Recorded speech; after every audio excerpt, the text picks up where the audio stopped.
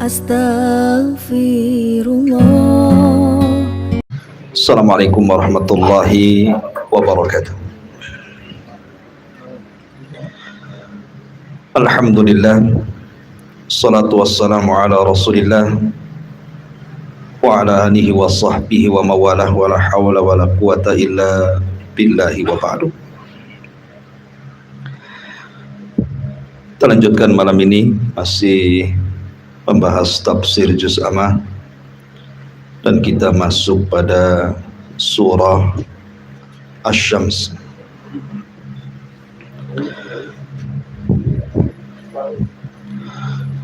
Taib. Suratul Syamsi itu disebut dengan surah Asy-Syamsu. Ada juga yang mengatakan surah Wasyamsi. Ada juga yang mengatakan surah Wasyamsi wa duhaha.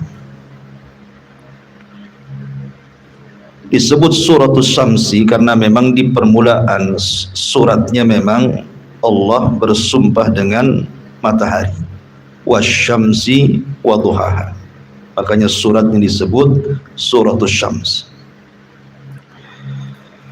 Secara tertib Al-Quran, surah Asy-Syamsi ini jatuh pada surat nomor urut ke-91 dengan jumlah ayat 15, jumlah kalimat 54, dan jumlah huruf 247. Dan surah Syamsi ini satu-satunya surat yang berturut-turut Allah subhanahu wa ta'ala bersumpah sampai 11 sumpah, dan dia turun di kota Makkah, maknanya Makkiyah, setelah suratul Qadar dan sebelum surah Al-Buruj. Di dalam Al-Quran Allah subhanahu wa ta'ala menyebut kalimat Asy-Syamsi itu sebanyak 33 kali, dan kalimat Al-Qamar bulan sebanyak 27 kali. Sebagaimana kalimat Al-Lail malam disebutkan 92 kali, dan An-Nahar siang disebutkan 57 kali. Karena surah Asy-Syamsi ini cukup panjang, kita akan bagi dua pertemuan. Kita baca ayat yang kita akan bahas malam ini dulu. A'udzubillahi minasyaitonirrajim. Bismillahirrahmanirrahim. Wasyamsi wa duhaha wal qamari idza talaha wan nahari idza jallaha wal laili idza yaghshaha was samaa'i wa ma banaha wal ardi wa ma tahaha wa nafsi wa ma sawwaha fa alhamaha fujuraha wa taqwaha qad aflaha man zakkaha wa qad khaba man dassaha.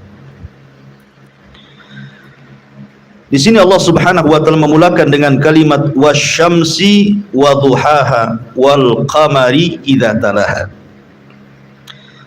Sebelum kita akan masuk pada tafsirnya, kita akan sebutkan tentang keutamaannya dulu. Disebutkan dalam sebuah hadis yang dikeluarkan Bukhari dan Muslim tentang kisah Mu'adz ibn Jabal radhiyallahu an yang mengimami manusia dengan membaca surah Al-Baqarah secara sempurna, sehingga ada orang yang tidak sanggup berdiri kemudian berpisah menjadi salat sendiri, tidak bermakmum kepada Mu'adz. Ketika itu Mu'adz menuduh dia seorang munafik. Maka sampailah perkara ini kepada Nabi. Maka Nabi SAW kemudian marah kepada Mu'adz dan mengatakan, afattanun anta ya Mu'adz, Mu'adz, kau akan buat fitnah.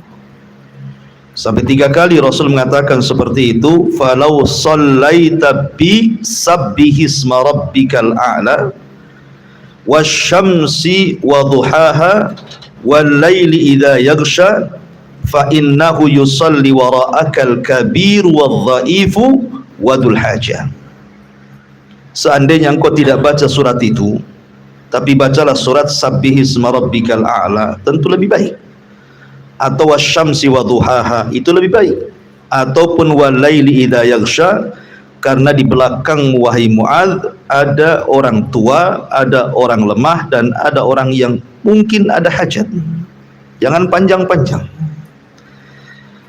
Menunjukkan bahwa Nabi SAW memilihkan kepada Muadz surah Asy-Syams. Kemudian juga Nabi SAW biasa, terutama dalam salat Isya, maka beliau selalu membaca surah Asy-Syams, sebagaimana hadis yang dikeluarkan oleh Imam At-Tirmidzi dan juga An-Nasai. Tapi di sana ada hadis yang sebenarnya hadis ini maudhu, palsu gitu. Cuman karena sudah beredar di medsos dan juga para duat terkadang menyampaikannya, di mana Nabi SAW mengatakan, man qara'a surah wasyamsi wadhuhaha faka'annama tasaddaqa bikulli syai'in tala'at alaihi syamsu wal qamar. Barang siapa yang membaca surah wasyamsi wadhuhaha, seolah-olah dia telah bersedekah dengan segala sesuatu sejak terbit matahari dan bulan. Hadis ini maudhu dan tidak bisa dijadikan hujjah. Baik, ma'asyiral muslimin yang dimuliakan Allah Subhanahu wa taala. Allah Subhanahu wa taala berfirman, wasyamsi wadhuhaha wal qamari idza talaha wan nahari idza jallaha wal laili idza yaghshaha.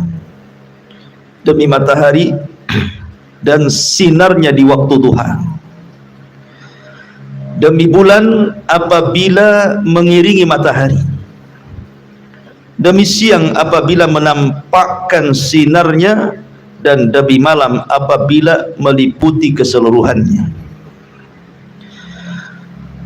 Ma'asyiral muslimin yang dimuliakan Allah Subhanahu wa taala, sedikit kita akan cerita tentang matahari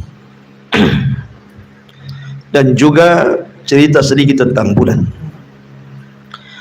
Kita tahu bahwa matahari dan bulan itu adalah tanda dari tanda-tanda kuasa Allah yang Allah Subhanahu wa taala ciptakan untuk ditafakuri manusia.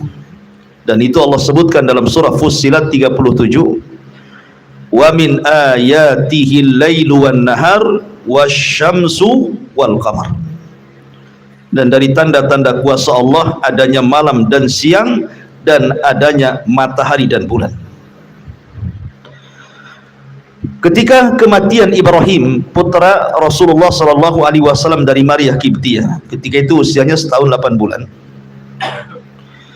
maka tiba-tiba terjadi gerhana matahari total, sehingga membuat gelap kota Madinah. Dan gerhana di zaman itu kan jarang, sehingga menakutkan. Kalau gerhana di zaman sekarang 1 tahun gerhana, tahun depan sudah diumumkan di almanak, sehingga ya biasa saja. Makanya dengan kejadian matahari, gerhana matahari total bertepatan dengan meninggalnya Ibrahim, putra Rasul SAW, semua manusia ketakutan. Sehingga orang-orang menyangka, karena tradisi jahiliyah, kalau sesuatu terjadi di langit, keyakinan mereka seolah-olah ada orang yang mati atau ada orang yang lahir dari orang-orang besar. Maka Nabi SAW meluruskan keyakinan jahiliyah itu. Kata Nabi SAW, inna syamsa wal qamar ayatani min ayatil laili la yankashifani li mauti ahadin walakinnallaha yukhawwifu bihi ma'ibadah. Kata Nabi SAW, sesungguhnya matahari dan bulan itu keduanya tanda-tanda kuasa Allah. Tidaklah keduanya terjadi gerhana karena kematian seseorang, akan tetapi Allah tampakkan 2 gerhana, baik matahari atau bulan itu, dalam rangka menakut-nakuti hambanya. Karena gerhana itu tanda-tanda kiamat masalahnya. Karena di akhir zaman gerhana itu akan terus berlaku sepanjang tahun sampai akhirnya menjadi tanda-tanda kiamat besar. Khasfun bil masyriq wa khasfun bil maghrib wa khasfun bi jaziratil Arab. Kalimat khasfun kalau ke atas itu gerhana, tapi kalau ke bawah itu artinya gempa. Makanya ada kusuf, ada khusuf gitu ya. Salat khusuf atau salat kusuf. Taib, ma'asyiral muslimin yang dimuliakan Allah Azza wa Jalla. Kalau kita melihat, kita tahu bahwa matahari ini makhluk Allah yang sangat besar. Kalau dibandingkan dengan besarnya bumi, yang antum belajar fisika tentu tahu ya. Perbedaannya hampir 1,2 juta lebih gitu, besarnya matahari dibandingkan bumi. Tapi bulan justru lebih kecil daripada bumi 4 kali lipat. Artinya bahwa matahari ini makhluk yang sangat besar sekali, yang sangat indah pada waktu-waktu tertentu ketika terbenam. Makanya banyak orang yang moto gitu ya. Akan tetapi ma'asyiral muslimin yang dimuliakan Allah Subhanahu wa taala, walaupun demikian matahari dan bulan itu tetaplah hamba-hamba Allah. Karena ada sebagian orang dari zaman ke zaman yang menganggap matahari dan bulan itu serta bintang-bintang yang lainnya dijadikan Tuhan. Karena besarnya, karena cahayanya, karena manfaatnya, sebagian orang menganggap Tuhan kan. Contoh umpamanya ketika Hudhud disidang oleh Nabi Allah Sulaiman karena tidak ikut berbaris dalam pasukan. Alasan Hudhud apa? Inni wajadtu imra'atan tamlikuhum wa utiyat min kulli syai'in wa laha arsyun 'azim. Wajadtuha wa qaumaha yasjuduna lisyamsi min dunillah.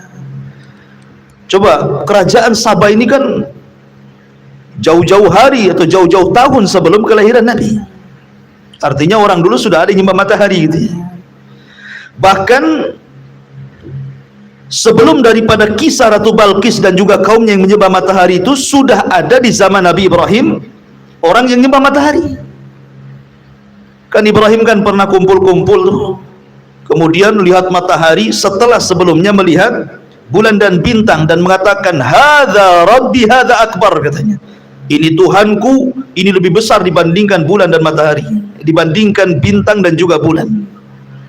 Artinya di zaman Nabi Ibrahim sudah ada orang nyembah matahari.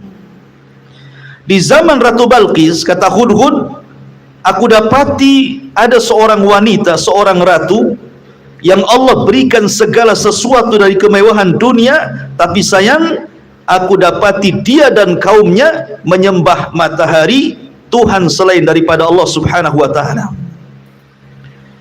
Kenapa mereka sampai menyembah matahari? Karena tadi menganggap matahari itu besar, menganggap matahari itu bermanfaat banyak, menganggap matahari itu cahayanya menerangi, makanya mereka menganggap Tuhan. Dari sinilah Allah Subhanahu wa taala katakan, wa min ayatihi lailu wan nahar wasyamsu wal qamar la tasjudu lisyamsi wala lil qamar wasjudu lillahi alladzi khalaqahunna in kuntum iyyahu ta'budun. Maka Allah katakan, dan matahari dan bulan itu bukan Tuhan, dia makhluk. Dan dari tanda-tanda kuasa Allah, Allah ciptakan ada siang, ada malam, ada matahari, ada bulan. Jangan sujud kepada matahari, kata Allah, dan jangan sujud kepada bulan, tapi sujudlah kepada Allah yang menciptakan mereka.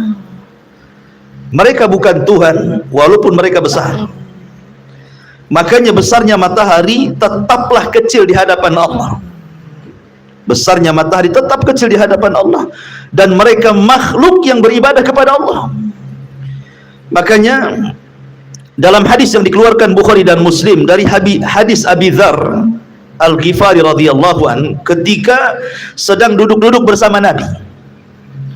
Jadi Rasul dan Abi Dzar itu melihat matahari hendak terbenam. Kemudian Abi Dzar, Rasul mengatakan, atadri aina tadhhab ya Abu Dzar, kamu tahu nggak matahari itu pergi kemana? Apakah seperti yang kita yakini bahwa matahari mengelilingi bumi? Kan itu pelajaran di sekolah kita, bahwa matahari itu yang mengelilingi bumi setiap hari seperti itu. Nabi SAW hendak meluruskan tuh pemahaman orang-orang sekarang tuh, karena Rasul mengatakan kepada Abi Dzar, hei Abu Dzar, kamu tahu nggak matahari pergi kemana? Katanya. Apakah dia mengelilingi bumi? Tidak. Maka Abu Dzar mengatakan, Allah wa Rasuluhu alam, Allah dan Rasulnya yang tahu. Kemudian Rasul mengatakan, fa innaha tadhhabu hatta tasjuda tahtal arsy. Matahari itu terbenam, dia sedang menghadap Allah, kemudian sujud di bawah arsy. Kemudian kata Rasul sallallahu alaihi wasallam, fatasta'dhinu fayu'dhanu laha wa yushak an tasjuda fala yuqbalu minha wa tusta'dhanu fala yu'dhanu laha fayuqalu laha irji'i min haitsu ji'ti ila akhiril hadis.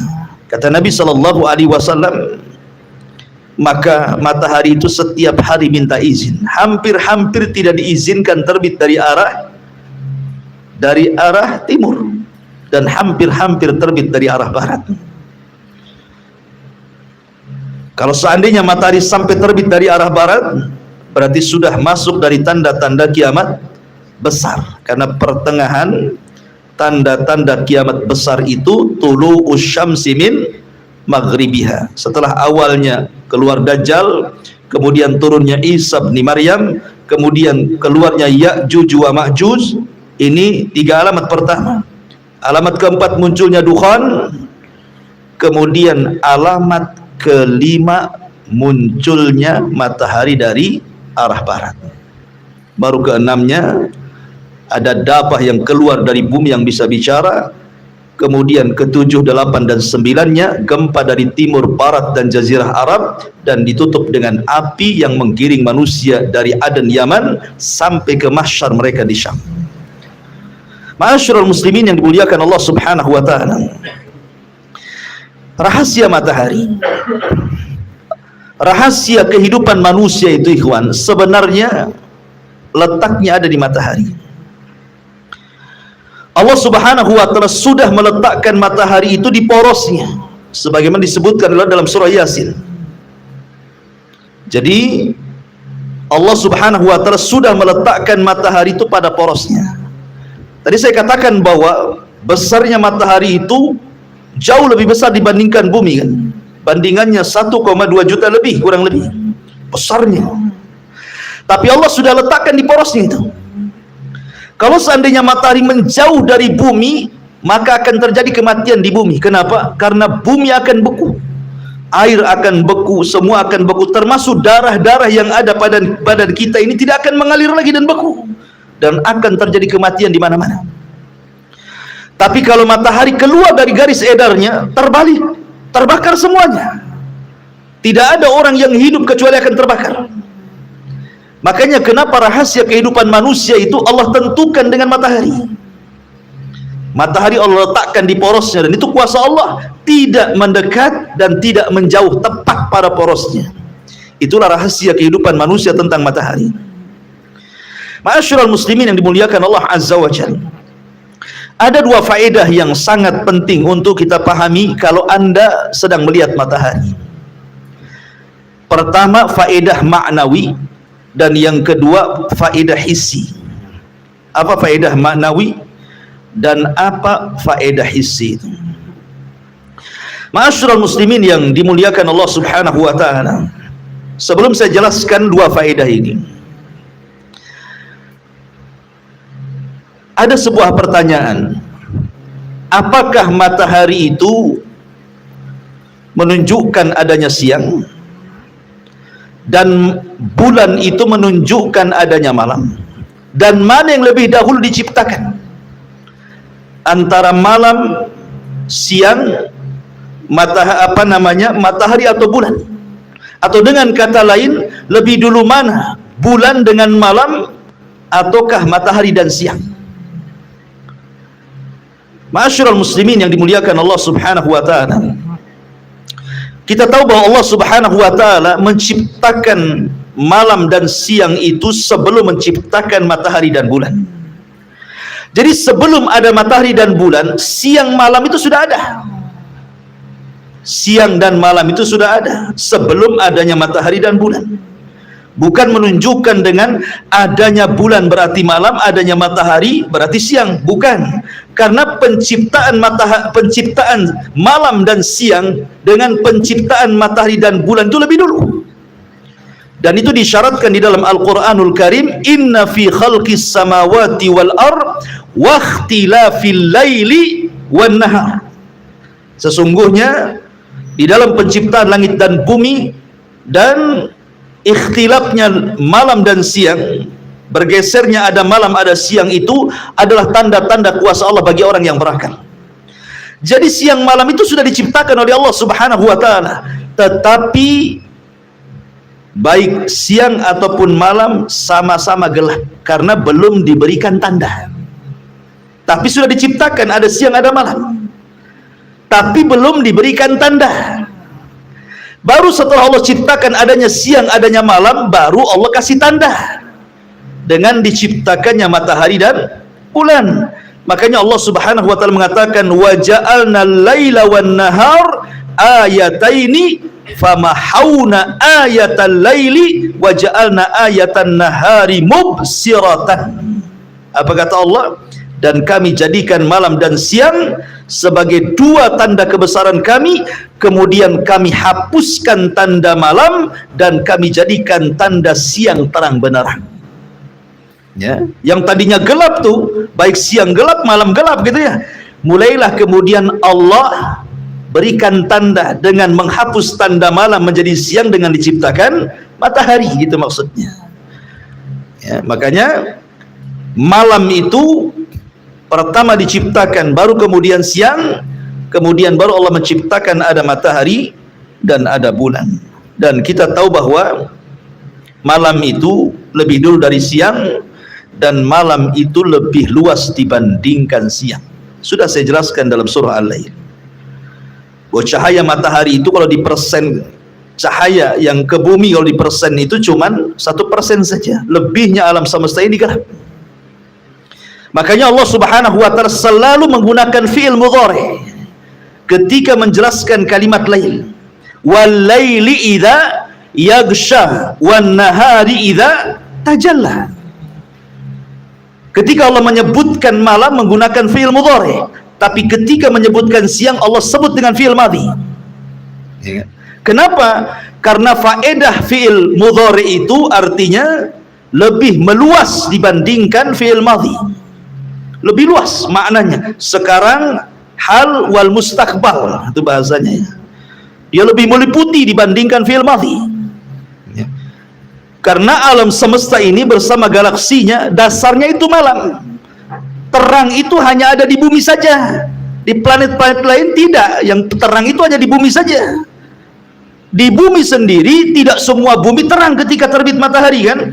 Ada beberapa daerah itu justru masih malam. Jadi hanya 1% saja dibandingkan gelap gitu maksudnya. Dan itu kuasa Allah Subhanahu wa taala.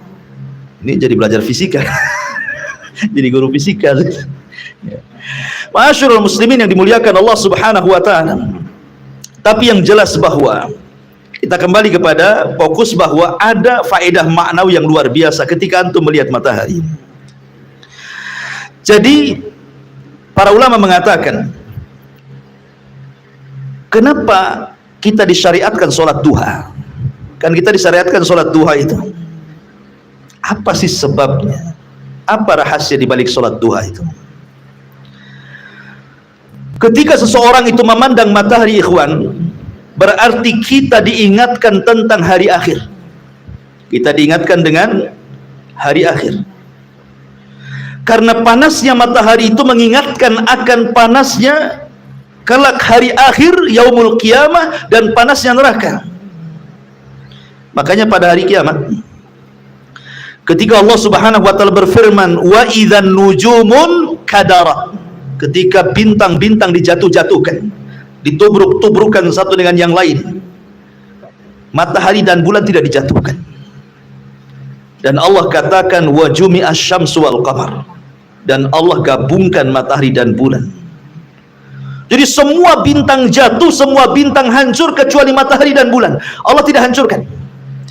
Karena Allah gabungkan matahari dan bulan itu, kemudian Allah letakkan di atas kepala manusia lebih dekat dibandingkan ketika manusia berada di bumi, karena jaraknya 1 mil. Sementara ketika kita berada di bumi, jarak kita dengan matahari itu entah berapa kecepatan cahaya, tetapi kalau di akhirat sudah jelas mataharinya di atas kepala 1 mil. 1 mil pun menjadi khilaf kalimat mil dalam hadis itu. Kata rawi mengatakan, aku tidak tahu makna milun dalam hadis itu. Apakah mil itu alat bercelak? Maknanya tidak sampai 1 jengkal matahari di atas kepala, ataukah makna mil di situ jarak, ada meter, ada kilo, ada mil gitu ya. Kalaupun itu adalah jarak terlampau dekat matahari di atas kepala itu. Jadi matahari itu mengingatkan kita akan hari akhir, bahwa matahari akan didekatkan tetap pada hari kiamat. Dan ketika kemudian manusia sudah dihisab, kemana perginya matahari? Sekarang orang sudah masuk surga, yang satu masuk neraka. Lah kemana perginya matahari dan bulan itu? Maka Allah Subhanahu wa taala menyebutkan, Rasulullah SAW menyebutkan dalam hadis Abi Dzar radhiyallahu an, matahari dan bulan itu akan dibenamkan ke dalam neraka. Abi Dzar bertanya, apa dosanya matahari dan bulan sehingga masuk neraka? Dia kan makhluk Allah juga, kok bisa dimasukkan ke neraka, apa dosanya katanya. Maka Rasul mengatakan tidak, matahari dan bulan dimasukkan ke neraka itu bukan karena keduanya berdosa, tetapi ingin membantah orang-orang yang menyembah matahari dan bulan ketika di dunia, bahwa matahari dan bulan bukan Tuhan, makanya dibenamkan sekali ke neraka.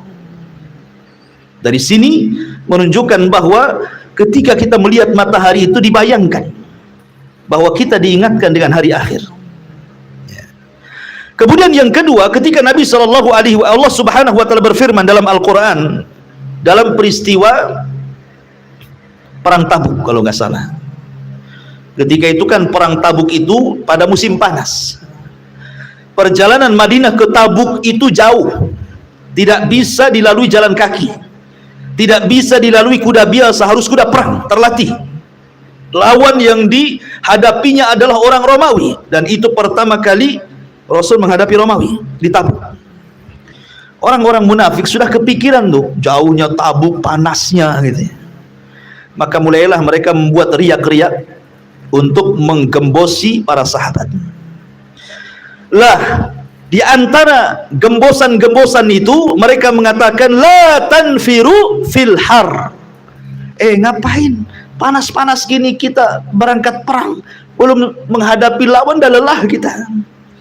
Maka Allah Subhanahu wa taala katakan, qul ya Muhammad, katakan ya Muhammad kepada mereka, naru jahannam asyaddu harran law kanu yafqahun. Neraka jahanam jauh lebih panas kalau mereka paham gitu ya. Maka Allah katakan, farihal mukhallafuna bimaq'adihim khilafa Rasulillah wa karihu an yujahidu bi amwalihim wa anfusihim fi sabilillah wa qalu la tanfiru fil har qul naru jahannam asyaddu harra law kanu yafqahun. Turun ayat ini. Lah ketika Allah Subhanahu wa taala mengatakan kepada Rasul dalam ayat ini, qul ya Muhammad, katakan ya Muhammad, naru jahannam asyaddu harra, bahwa neraka jahanam itu jauh lebih panas. Ketika orang munafik mengatakan jangan pergi jihad karena panasnya matahari, maka Allah ingatkan kepada Rasul, neraka laut jauh lebih panas dibandingkan matahari. Tetapi dengan merasakan panasnya matahari, seolah-olah diingatkan dengan jahanam. Makanya kenapa Nabi SAW mengatakan idzastaddal harru fa abridu bis salati fa inna syiddatal harri min faihi jahannam. Kata Nabi SAW, apabila panas terik di tengah-tengah siang, ya kan, jangan langsung sholat duhur, biarkan tergelincir dulu ke arah barat sedikit supaya agak dingin cuacanya, karena teriknya matahari itu hembusan dari neraka jahanam. Ya, makanya sholat yang boleh diakhirkan dua. Pertama isya boleh diakhirkan, dan juga duhur boleh diakhirkan. Alasan isya karena memang waktunya separuh malam, alasan duhur karena panas teriknya matahari itu adalah nafasnya jahanam. Ya. Ma'asyiral muslimin yang dimuliakan Allah Azza wa Jalla, intinya bahwa matahari itu mengingatkan kita tentang akhirat. Dan panasnya matahari juga mengingatkan kita tentang neraka. Panasnya matahari itu. Perhatikan Allah Subhanahu wa taala berfirman di dalam Al-Qur'an, afara'aitumun narallati turun a antum ansha'tum syajarataha am nahnul munsyi'un. Apa kata Allah? Nahnu ja'alnaha tadhkiratan wa mata'an lil muqwin. Allah mengatakan, bagaimana pendapat kalian tentang api yang kau lihat? Kalau kau pegang kan panas api itu. Ya. Sama teriknya matahari juga bisa membakar. Ya. Kita lihat kalau dulu itu kan mau menghidupkan api nggak perlu pakai korek gitu ya, beli saja kaca pembesar gitu ya. Kaca pembesar, pantulkan cahayanya dari matahari, letakkan di kertas, bisa terbakar tuh. Artinya bahwa matahari bisa menimbulkan api. Dan Allah katakan dalam Al-Quran, bagaimana pendapat kalian tentang api yang kalian hidupkan itu? Apakah kalian yang menumbuhkan pohon api tersebut ataukah kami? Kami jadikan api itu, kata Allah, nahnu ja'alnaha tadhkirah. Kami jadikan api itu sebagai pengingat akan api yang lebih besar daripada api dunia, maksudnya jahanam, api neraka. Karena api di bumi ini hanya satu bagian daripada 70 bagian panasnya jahanam. Dari sini menunjukkan mataharinya mengingatkan akan akhirat, karena di padang mahsyar matahari dekatkan, panasnya mengingatkan kita tentang azab neraka. Jadi apa yang kita lihat pada matahari itu bukan semata-mata makhluk Allah yang punya cahaya, tapi lebih daripada itu kita bisa mengambil manfaat maknawi, artinya manfaat secara makna bahwa kita diingatkan kepada hari akhir. Ini yang pertama. Yang kedua, manfaat secara maknawi adalah kita diingatkan bahwa kita makhluk yang lemah. Kita ini lemah loh. Siapa yang bisa memandang matahari tanpa alat? Jangan lama-lama. Jangan satu hari buta lah kita. Bentar aja. Sorotkan mata kita saat matahari terbit. Jangan pakai alat bantu. Siapa yang sanggup? Tidak ada yang sanggup. Kalau seandainya kita makhluk Allah dihadapkan dengan makhluk Allah yang lain, kita lemah. Lemah di hadapan matahari, kita tidak sanggup memandang loh ya. Bagaimana dengan zat yang menciptakan matahari, maksudnya begitu. Dan di sini ada faedah ikhwan, bahwa seorang ataupun makhluk yang lemah itu hendaklah mencari sandaran yang kuat. Sebab kalau seandainya makhluk lemah bersandar kepada makhluk lemah, makin lemah dia.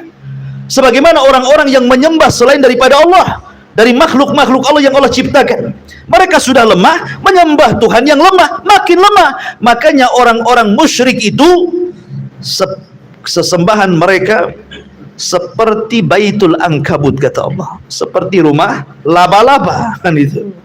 Tidak bisa menaungi hujan. Mana ada rumah laba-laba bisa naungi hujan? Bolong-bolong, tetap aja bocor dia ya, nggak bisa ditambal. Tidak bisa menaungi angin, ya, karena memang lubang-lubang sarang laba-laba itu. Ditebak saja langsung roboh. Itulah sarang laba-laba. Nah, seperti itulah kelemahan orang yang bersandar kepada orang yang lemah, kepada zat yang lemah.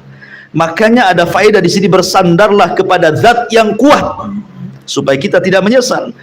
Yang menciptakan sesambahan mereka, yang menciptakan matahari, bulan, bintang, dan yang lain sebagainya. Jadi sini ada manfaat tentang lemahnya manusia di hadapan Allah, karena kita tidak bisa melihat matahari secara mata telanjang kecuali harus menggunakan alat bantu, teropong dan yang semacamnya. Kemudian yang ketiga, bahwa manfaat matahari itu luar biasa. Walaupun manusia mencela matahari, tetap saja manfaatnya tidak akan terputus, dan itu nikmat.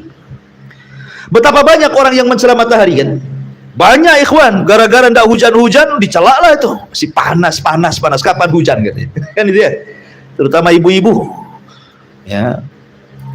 Ataupun kalau tidak ada matahari dicela juga gitu ya. Masih hujan terus, kapan panasnya katanya. Tapi walaupun matahari dicela satu dunia mencela matahari, tetap saja matahari menyinari dan memberikan manfaat kepada manusia. Ini nikmat. Coba kalau matahari kayak kita gitu ya, ada perasaan gitu ya. Kalau seandainya antum ngasih, tiba-tiba antum celak, pasti nggak dikasih sama antum. Kan gitu. Kita ini kan mudah dongkol gitu ya. Coba kalau matahari dongkolan, dicela manusia tidak terbit-terbit, ini yang kita takutkan. Qul ara'aitum in ja'alallahu 'alaikumul laila sarmadan ila yaumil qiyamah man ilahun ghairallah ya'tikum bidiya'in afala tasmaun. Bagaimana pendapat kalian coba? Kalau Allah jadikan malam itu terus gak ada matahari, karena mataharinya dongkol, tidak mau terbit lagi, malam terus sampai kiamat. Kira-kira ada nggak orang yang bisa memberikan cahaya? Kata Allah, mungkin orang tidur terus kan itu ya, karena malam terus, dingin terus, bawaannya tidur saja. Atau sebaliknya, ada orang yang mencela ketidakadaan matahari karena asik hujan terus, akhirnya Allah jadikan matahari sampai kiamat tidak terbenam gitu kan, asik siang saja. Kapanlah istirahatnya kita? Makanya Allah jadikan cuaca itu berbeda-beda. Ketika matahari terbenam, Allah jadikan cuacanya berbeda, dingin, bawaannya itu ngantuk, pengen istirahat. Allah jadikan malam libas, ya kan, sebagai pakaian kita bisa istirahat. Ketika Allah terbitkan matahari panas, bawaannya tidak bisa tidur, maunya gerak, itulah kita kerja. Jadi ikhwatu fiddin muliakan Allah Azza wa Jal, ini semua adalah manfaat dari Allah Azza wa Jal, jangan sepelekan. Ini secara manfaat maknawi. Di sana ada manfaat hissi. Manfaat hissi itu maksudnya manfaat yang langsung kita rasakan, badan kita merasakannya. Pak Jul paham lah kan, karena orang kesehatan, bahwa orang yang berjemur di pagi hari itu pasti akan dapat vitamin dal, kalau dalam bahasa Arabnya. Kalau bahasa kitanya D, vitamin dal. Vitamin D, karena itu dengan adanya vitamin D tanpa harus mengkonsumsi obat, tanpa harus mengkonsumsi buah-buahan yang ada vitamin D-nya, tidak perlu, cukup berjemur masuk semua, tulang kuat semua, bisa jalan orang, sehat semuanya. Bahkan saya baca dalam buku kesehatan itu, orang yang suka berjemur di pagi hari terhindar dari stroke katanya. Tidak mudah stroke orangnya, tidak mudah terkena penyakit gula katanya. Kemudian badannya akan sehat. Sampai seperti itu namanya manfaat hissi, namanya manfaat langsung ke badan. Itulah matahari, luar biasa. Kemudian pertanyaannya, kenapa Allah Subhanahu wa ta'ala mengatakan wasyamsi waduhaha, demi matahari, waduhaha, dan demi waktu duha, demi matahari yang menyinari. Duha itu artinya ketika matahari terbit sampai zawal ke arah barat sedikit, masuk zuhur, itu waktu duha. Ya. Karena yang menyebabkan adanya duha itu matahari. Adanya duha itu karena matahari. Tetapi walaupun matahari tidak terbit, yang namanya waktu duha tetaplah waktu duha. Walaupun pada awalnya yang menjadikan adanya duha matahari, tetapi ketika sudah menjadi waktu duha, ada matahari atau tidak ada, tetap duha itu ada. Ya kan? Jangan pula matahari tak ada, saya tak sholat duha. Enggak begitu. Mana dalilnya? Dalilnya hadis Dajjal. Ketika Nabi SAW mengatakan bahwa keluarnya Dajjal itu satu hari bagikan setahun, satu hari bagikan sebulan, satu hari bagikan sepekan. Jadi 3 hari berturut-turut itu, hari pertama bagikan setahun, hari kedua bagikan sebulan, hari ketiga bagikan sepekan, baru hari berikutnya sama harinya, hari normal. Ada yang mengatakan bahwa maksudnya satu hari sama dengan setahun, sebulan, dan sepekan itu, bahwa Dajjal itu bukan hanya mengelilingi waktu-waktu normal, tapi Dajjal juga akan berkeliling ke kutub-kutub yang tidak normal waktunya.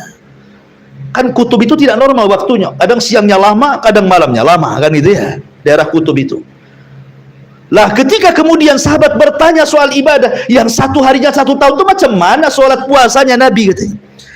Jangankan 1 tahun tak makan, 3 hari tak makan dah di kuburan tuh, dah mati. Ini setahun pula tak makan, bagaimana caranya puasanya itu? Maka Rasul mengatakan faqdirulah, kira-kirakan. Jadi kalau 1 harinya bagikan 1 tahun, dikira-kirakanlah dari zuhur ke asar berapa jam, dari asar ke maghrib berapa jam, dari maghrib ke isya berapa jam. Kalau umpamanya kita puasa Indonesia dari mulai terbit fajar sampai terbenam itu berapa jam? Nah, kalau sudah sampai jam bukalah walaupun masih siang, gitu maksudnya. Tanya ke tetangga yang normal waktunya. Telepon saja, sudah maghrib belum? Sudah, di sini baru pagi, makan, gitu maksudnya ya. Karena mengikuti daerah yang normal. Artinya bahwa kembali kepada topik bahwa yang menyebabkan adanya duha matahari, tapi ketika sudah menjadi waktu duha, maka matahari tidak lagi jadi patokan duha. Ada duha, tidak ada duha, ada matahari atau tidak ada matahari, tetap kalau sudah jamnya duha, sholat duha, gitu maksudnya. Dan sholat duha itu seafdal-afdalnya ketika anak unta berlalian karena kepanasan tidak sanggup duduk dia. Ya antara jam 10, jam 11 itu seafdal-afdalnya waktu duha. Karena sekali lagi manfaat rahasia di waktu duha, saya ulangi tadi tidak saya jelaskan. Kenapa disyariatkan duha? Karena di antara manfaat maknawi diingatkan dengan hari akhir. Maka karena kita diingatkan dengan hari akhir, diingatkan dengan berdiri padang mahsyar, diingatkan dengan neraka, timbullah rasa takut ketika melihat matahari. Karena timbul rasa takut, maka kita ingin bertobat kepada Allah, kemudian melaksanakan duha. Makanya sholat duha disebut sholatul awabin, sholatnya orang yang tobat. Ya. Kenapa tobat? Karena takut. Ya. Itulah kenapa rahasia di balik sholat duha itu. Di situ rahasianya. Tetapi tidak disyariatkan sholat duha tiap hari, karena Rasul tidak tiap hari sholat duha. Rasul itu kadang sholat 1 hari, kadang 2-3 hari tak sholat, nah sholat lagi, kemudian tidak sholat lagi. Jadi tidak disyariatkan, tidak dianjurkan setiap hari. Dalam hadisnya illa ghibban, kecuali diselang sehari sholat, 2 hari tidak, kemudian sholat 3 hari tidak. Lain dengan sholat malam, Rasul tiap malam sholat. Ma'asyiral muslimin yang dimuliakan Allah Azza wa Jalla, ini diantara makna wasyamsi wa duhaha wal qamari idza talaha wan nahari idza jallaha wal laili idza yaghshaha. Demi siang apabila menampakkan sinarnya, dan demi malam apabila menutupinya gelap gulita. Perhatikan di sini. Allah Subhanahu wa taala dahulukan siang daripada malam. Harusnya kan malam dulu baru siang. Karena asal penciptaan itu malam baru siang. Tapi dalam surah Asy-Syams ini kenapa siang dulu baru malam?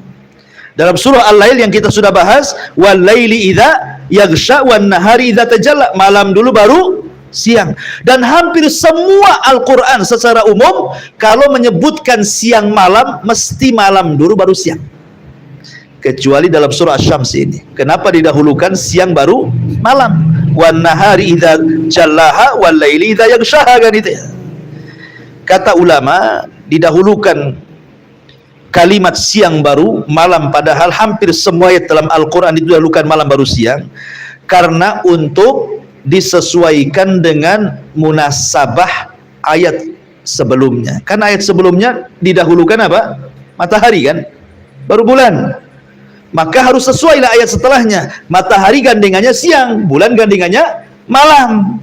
Makanya Allah sebutkan wasyamsi waduhaha wal qamari idza talaha. Kemudian untuk menyesuaikan lafaz, maka mendahulukan siang karena sebelumnya disebutkan matahari dulu, baru kemudian malam karena setelah disebutkan bulan.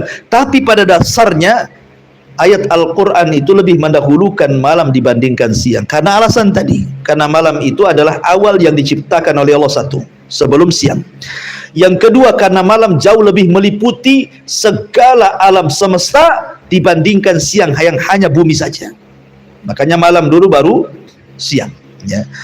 Baik, masyaallah muslimin yang dimuliakan Allah Subhanahu wa taala.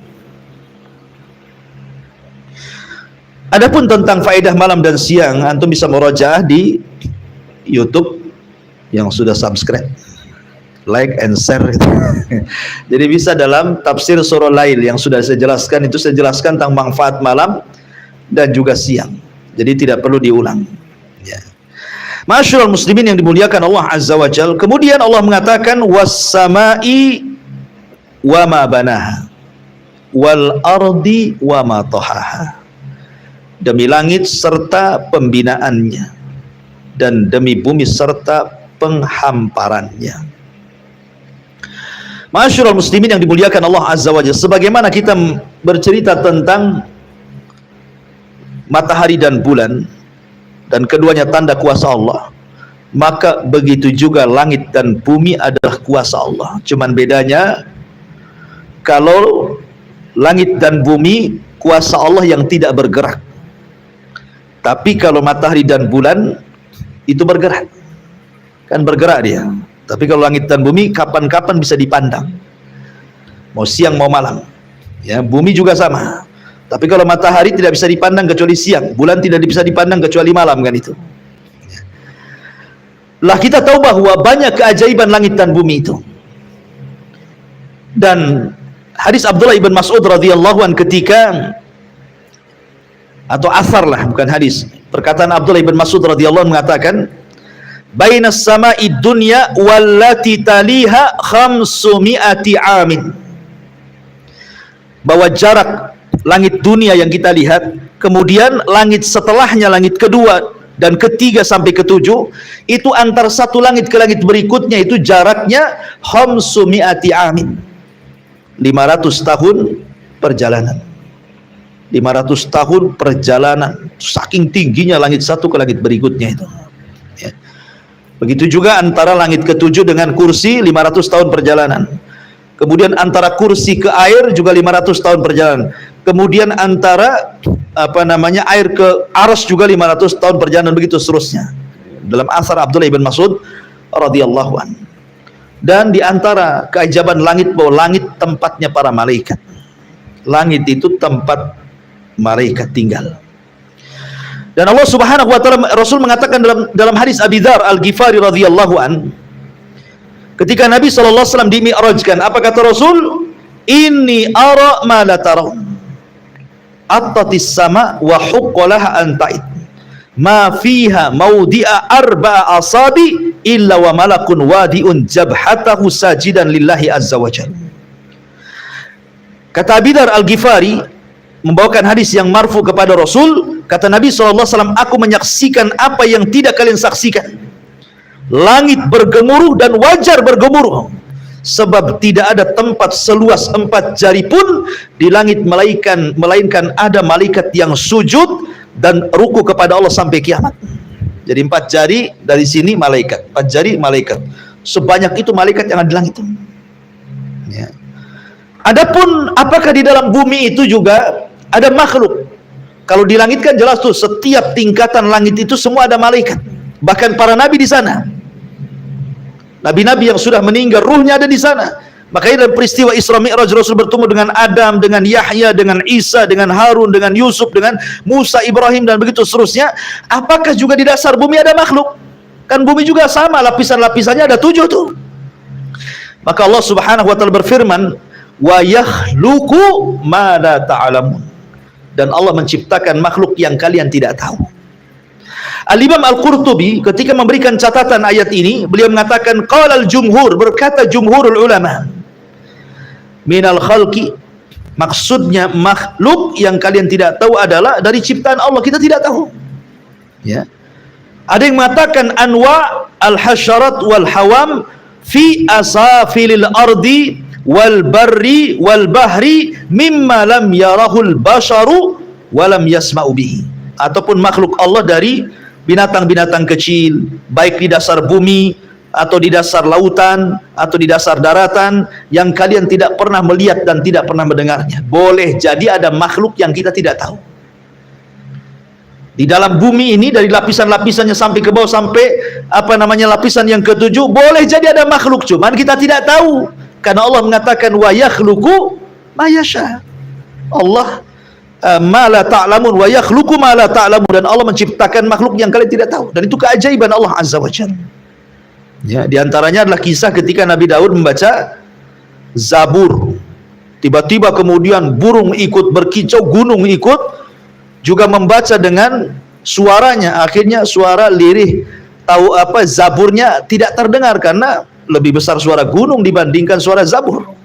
Maka Daud kemudian coba ngomong sama malaikat Jibril, macam mana Allah akan tahu suaraku sementara gunung lebih besar suara tasbihnya dibandingkan aku. Maka Jibril membawa Daud ke dasar bumi yang paling dalam. Ya. Kemudian di dasar bumi yang paling dalam diambilnya satu batu, kemudian dipecah, rupanya ada dud, ada ulat. Kemudian kata Jibril, coba letakkan telingamu di ulat itu. Kedengaran tasbihnya tidak? Maka kata Nabi Daud, aku mendengar tasbihnya. Kalau ulat di dasar bumi saja bertasbih dan Allah mendengarnya, kok ini di bawah di permukaan bumi lebih Allah dengar lagi. Ya.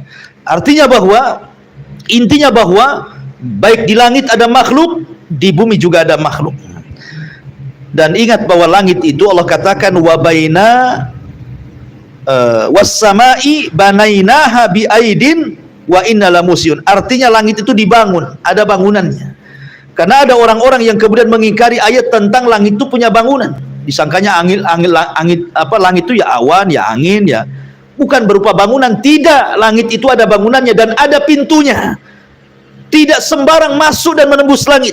Makanya dalam peristiwa Isra Mi'raj itu Rasul tidak bisa menembus pintu langit dari Mekah. Dia harus ke Palestina dulu. Karena sejajarnya pintu langit itu dengan Masjidil Aqsa. Sebenarnya Rasul bisa saja di Mekah ke langit. Masalahnya tidak ada pintunya di sana. Makanya harus kemudian hijrah dulu, melaksanakan perjalanan Isra dulu, baru dari Palestina dia naik ke langit. Karena orang yang mengingkari bahwa langit bukan berbentuk bangunan seperti orang-orang ateis, maka kita katakan dia telah mendustakan dari Al-Qur'anul Karim yang mengatakan bahwa langit itu adalah dalam bentuk bangunan. Ma'asyiral muslimin yang dimuliakan Allah Azza wa Jalla. Adapun keajaban langit, ya ma'ruflah kalau antum memandang ke langit itu kan ada awan yang mampu menampung air dari bumi kemudian dijatuhkan jadi hujan. Siapa yang buat kayak gini coba? Allah. Ya kan? Kemudian dihembuskan angin dari langit, ada yang panas, ada yang dingin. Siapa yang menghembuskan angin-angin kalau bukan Allah Azza wa Jalla? Kemudian juga ada petir, ada geledek, macam-macam di langit itu. Nah, siapa yang membuat seperti itu kalau bukan karena Allah? Begitu juga di bumi kan? Di bumi luar biasa lagi. Coba dalam lautan itu. Macam-macam dikeluarkan, ada gas, ada minyak, ada perhiasan, ada jamrud, macam-macam ya kan. Itu kuasa siapa? Allah Subhanahu wa taala. Artinya bahwa Allah Subhanahu wa taala ketika bersumpah dengan langit dan bumi karena keduanya ada manfaat besar bagi manusia. Dan Allah jadikan bumi itu firas, terhampar, sehingga kita bisa berjalan tanpa goyang, kita bisa berjalan tanpa oyang, kita bisa berjalan tanpa jatuh, kita bisa tidur kemudian besoknya tidak sakit badan. Coba, siapa yang menjadikan kemudian bumi itu hamparan, firas, kasur bagi kita kalau bukan karena Allah? Dan itu salah satu penyebabnya karena Allah jadikan gunung-gunung itu menjadi pasak sehingga bumi tidak gempa. Siapa yang menjadikan gunung pasak? Allah. Ya, artinya bahwa banyaklah kalau kita bicara tentang keajaiban-keajaiban yang ada di langit dan yang ada di bumi. Kemudian Allah mengatakan wa nafsin wa ma sawwaha fa alhamaha fujuraha wa taqwaha qad aflaha man zakkaha wa qad khaba man dassaha. Kita berhenti sampai sini ya. Demi jiwa serta penyempurnaan ciptaannya, maka dia mengilhamkan kepada jalan kejahatan dan ketakwaan. Sungguh beruntung orang-orang yang mensucikan jiwanya, dan sungguh rugi orang-orang yang mengotori jiwanya. Abi Malik Al-Harits ibn Asim Al-Ash'ari radhiyallahu anhu, seorang sahabat Rasul, seorang Yaman, dan meriwayatkan hampir 27 hadis dari Nabi. Beliau mengatakan dalam sebuah hadis yang didengar dari Nabi SAW ketika menyebutkan tentang pintu-pintu kebaikan. Kata beliau bahwa kebersihan itu separuh iman. Ucapan alhamdulillah itu bisa memberatkan timbangan. Kemudian solat itu cahaya. Kemudian sedekah itu bukti. Kemudian sabar juga cahaya. Kemudian di ujung hadis dia mengatakan apa? kullun nasi yagdu fabai'un nafsah famu'tikuha au mubikuha. Setiap manusia akan keluar dari rumahnya. Setiap manusia, kan nggak ada orang itu yang ngerem terus di rumah kan, pasti suatu ketika keluar, mau pagi, mau siang, mau malam kan itu. Setiap orang yang keluar dari rumahnya itu terkadang dia sedang menjual dirinya. Ada yang menjual dirinya untuk ketaatan kepada Allah, beruntunglah dia. Tapi ada juga yang menjual dirinya untuk kemaksiatan kepada Allah, rugilah dia. Makanya Allah mengatakan, inna sa'yakum lasyatta. Usaha kalian itu berbeda-beda. Ada yang mencari kebaikan, ada yang mencari kejahatan. Ada yang melakukan kesyirikan, bid'ah dan kemaksiatan, ada yang mencari tauhid, sunnah dan juga ketaatan. Macam-macam orang itu berlaku di luar sana. Ya. Tapi Allah Subhanahu wa taala puji kepada jiwa-jiwa yang mereka betul-betul hendak membersihkan jiwanya dan tidak mengotori jiwanya. Makanya Nabi SAW dari Abdullah ibn Abbas radhiyallahu anhuma, Nabi SAW kalau dia membaca ayat ini, wa nafsi wa masawaha fa alhamaha fujuraha wa taqwaha, maka Nabi SAW kemudian berhenti dan mengatakan, Allahumma ati nafsi taqwaha anta waliyuha wa khairu man zakkaha. Jadi kalau Rasul membaca ayat ini, Rasul pasti berhenti, kemudian mengangkat kedua tangannya dan mengatakan, ya Allah, berikan kebersihan pada jiwaku, maksudkan ketakwaan kepadaku, karena engkau adalah pelindung terbaik dan engkau sebaik-baik orang yang mensucikan jiwa.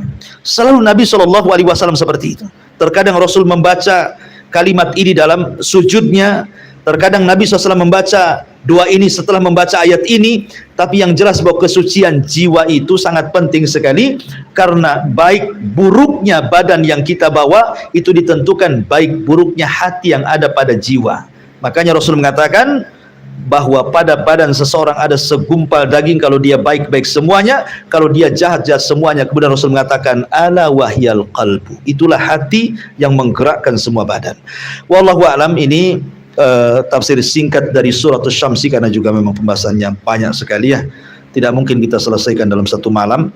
Dan saya yakin antum juga pasti akan bawa bantal kemudian tidur gitu ya, sementara saya ngoceh terus sampai subuh.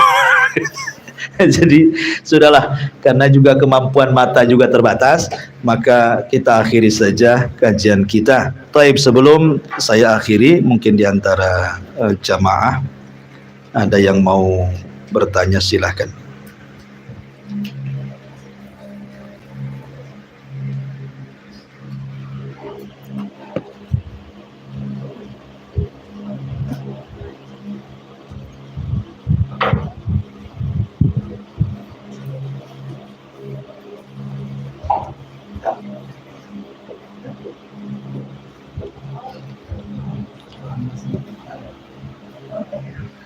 Taib, kalau tidak ada, kita tutup saja. Subhanallah bihamdika, asyhadu an la ilaha illa anta astaghfiruka wa atubu ilaik. Wallahu ta'ala. Assalamualaikum warahmatullahi wabarakatuh.